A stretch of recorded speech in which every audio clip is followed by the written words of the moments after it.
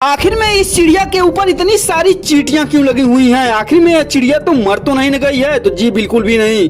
इस चिड़िया का एक्टिंग देखने के बाद आप लोग चौंक जाएंगे। इसके पीछे का राज बहुत ही बड़ा है, आइए बताते हैं इस वीडियो में। लेकिन उससे पहले अगर वीडियो पे नए हैं तो वीडियो को लाइक करके चैनल को सब्सक्राइब कर लीजिए। दरअसल में जब चिड़िया को खुजली होती है तो यह चींटियां के झुंड में जाकर खड़ी हो जाती है और सभी चींटियां चिड़ियों के ऊपर जाकर बैठ जाती है। और जब चींटियां काटती है तो यह एक प्रकार का फॉर्मिक एसिड छोड़ती हैं, जो किसी भी इंसान को तो इसके बारे में पता नहीं है, लेकिन तो चिड़ियों को पता रहता है। और जब चींटियां फॉर्मिक एसिड छोड़ती हैं तो सभी पक्षी अपने शरीर में लगा लेती हैं, जिससे कि खुजली नहीं होता है और इनके शरीर में कीड़ा नहीं पड़ते हैं। लगभग 200 प्रजाति के पक्षियां इस तकनीक को अपनाते हैं।